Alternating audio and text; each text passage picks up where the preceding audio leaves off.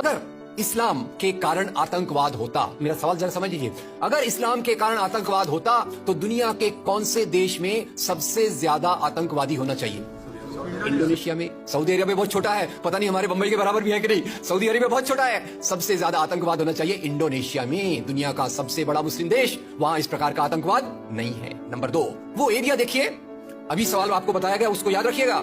इस दुनिया के आतंकवाद से, जिसको इस्लामिक आतंकवाद कहा जाता है गलती से, कैसा कहा जाता है वो भी बताऊंगा, इस आतंकवाद से मारे जाने वाले ज्यादा लोग, इससे मारे जाने वाले ज्यादा लोग हिंदू हैं, मुसलमान हैं या क्रिश्चियंस हैं?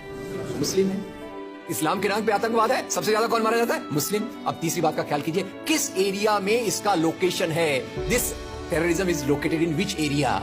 उस एरिया की मैं 3 आपको बातें बताता हूं। उस एरिया में, जिसको मैं वेस्ट एशिया कहता हूं, पश्चिम एशिया में 3 चीजें हैं। नंबर 1, वहां रहने वालों में मुसलमान ज्यादा है, यस नो? उसी एरिया में आतंकवाद ज्यादा है, उसी एरिया में तेल का खजाना है। तो आतंकवाद तेल के कारण है कि इस्लाम के कारण है? तेल के कारण है। और तेल का कब्जा कौन करना चाहता है? तेल का कब्जा वो ताकत करना चाहती है जो वॉशिंगटन में बैठे हुई पूरी दुनिया को नचाते रहती है। काम करने वाला कोई और गुनाहगार कोई और बनाया गया। अब ये आया कैसे?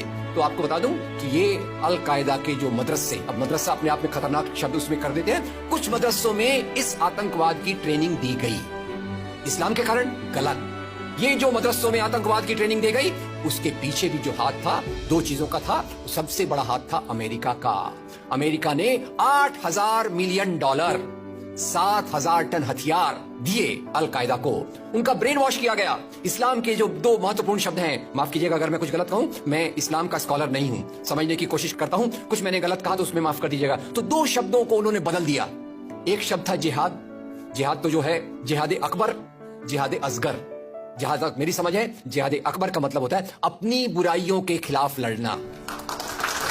जिहाद असगर का मतलब होता है समाज की बुराइयों के खिलाफ संघर्ष करना।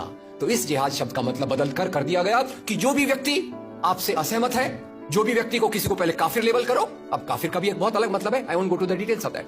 तो काफिर किसी को बोलो, उसको मारो, तो उसको जिहाद के नाम दिया गया। और ये ट्रेनिंग उन मदरसाओं में हुई जिसको अमेरिका ने पैसा दिया, अमेरिका ने सिलेबस भी दिया। और तो और मेरी समझ है, मदरसों में कुरान की ट्रेनिंग देते हैं। वो कैसे होना चाहिए वो आपके बीच में चर्चा का मुद्दा है, पर यहां जो ट्रेनिंग दी गई उसका सिलेबस वॉशिंगटन में बनाया गया। और खैर, ये क्यों बनाया गया उसके पीछे मैं पहले बहुत कोशिश करके, मेहनत करके लोगों को बोलता था ये अल कायदा इसके लिए बनाया गया। बाद में मेरे हाथ में एक बहुत अच्छी चीज आई। अब यूट्यूब में कई चीजें बहुत अच्छी है, कई चीजें खराब है। यूट्यूब के कारण हमारे कई नौजवान भटक भी रहे हैं, पर यूट्यूब की कुछ अच्छी चीजें आपको बताता हूँ। यूट्यूब में आप सर्च कीजिएगा 3 शब्दों को, हिलरी क्लिंटन अल कायदा अमेरिका, उसमें आपको 4.5 मिनट का एक वीडियो मिलेगा जिसमें हिलरी क्लिंटन बताती है, मैं नहीं कह रहा, हिलरी क्लिंटन कहती है कि हमको रशियंस के खिलाफ लड़ना था, हमारी फौजें जो वियतनाम से एकदम डिमोरलाइज होकर आई थी वो तैयार नहीं थी, तो इन एशिया के मुसलमानों के नौजवानों के कंधे पर रखकर हमने अपनी बंदूक चलाई, हमने अल कायदा खड़ा किया, हमारा काम हो गया, हम अपने हाथ धो लिए और हम अपने वापस आ गए। तो यानी हमने कैंसर के बीज डाल दिए, हम तो अपने देश में सुरक्षित हैं। उसका जो नतीजा भुगतना हो वो एशिया के लोग भुगते, वेस्ट एशिया के लोग भुगते। और उसी के साथ 9/11 के बाद, उसी के साथ अमेरिकन मीडिया ने एक सबसे खराब काम किया, the most anti human act in the history of Mankind. मैं पूरी जिम्मेदारी से ये शब्द कह रहा हूं। क्या किया था अमेरिकन मीडिया ने? अमेरिकन मीडिया ने धर्म को आतंकवाद से जोड़ दिया। मजहब जो मोहब्बत सिखाता है, मजहब जो इंसान को इंसान बनना सिखाता है, उस मजहब के साथ इन्होंने आतंकवाद को जोड़ दिया और एक शब्द बनाया पहली बार, इस्लामिक टेररिज्म। याद रखिए, दुनिया में आतंकवाद पहले भी हुआ है। याद रखिए आयरिश रिपब्लिकन आर्मी, याद रखिए खालिस्तान, याद रखिए नाथुराम गोडसे, याद रखिए इंदिरा गांधी का हत्यारा, याद रखिए राजीव गांधी का हत्यारा। आतंकवाद पहले भी हुए हैं, पर कभी भी मजहब को आतंकवाद के साथ नहीं जोड़ा गया। तो मैं मानता हूं अमेरिकन मीडिया ने अगर सबसे गंदा, सबसे एंटी ह्यूमन काम किया है तो इस जुमले का बनाना जिसको कहते हैं इस्लामिक टेररिज्म। अब इसके पीछे इस्लाम का कोई हाथ नहीं।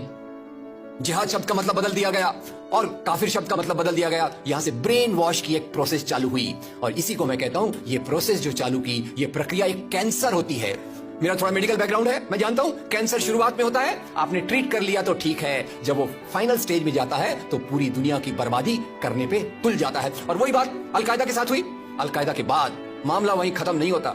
तेल की प्यास, तेल की भूख बहुत बड़ी है। आप जानते हैं भारत 200 साल तक गुलाम रहा इंग्लैंड का। काय के लिए गुलाम था? क्योंकि उनको यहां का कच्चा माल लूट कर ले जाना था।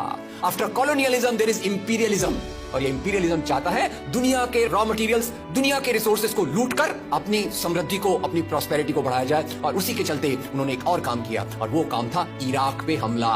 अभी ब्रेक्सिट, अभी वो कौन सी रिपोर्ट आई है, मैं नाम भूल गया उसका, जिसमें ब्रिटेन के प्रधानमंत्री जो थे उनको एक गिल्टी करार हो रहा है। वो रिपोर्ट में पहले उन्होंने तय कर लिया कि हमको इराक पे हमला करना है, बाद में आर्ग्यूमेंट ढूंढते रहे कि भाई कौन सी बात पे हम इराक पे हमला करें, तो बोले अरे इराक के पास तो वेपन्स ऑफ मास डिस्ट्रक्शन है। उस बात पे लंबी बहस चली और यूनाइटेड नेशंस, जिसको अमेरिका ने अपने जेब में रख लिया है, उसके सहारे से उन्होंने इराक पे हमला किया। और वो इराक पे हमले के कारण जो वहां की आर्मी स्ट्रक्चर था, जो फौज का स्ट्रक्चर था, वो डिस्टर्ब हो गया। एक तरफ से वो डिस्टर्ब हो गया, दूसरी तरफ से अल कायदा की आइडियोलॉजी आई, और इन दोनों को मिलाकर ISIS बना। काम है इस्लाम का नाम, इस्लाम के नाम पर जो काम हो रहा है वो वास्तव में it is a design of imperialist powers to control on the oil resources of the world. इससे गंदी बात दुनिया में कोई नहीं हो सकती कि मजहब के नाम पर एक पॉलिटिक्स, मजहब के नाम पे आर्थिक समस्याओं को अमेरिका हल करने की कोशिश कर रहा है।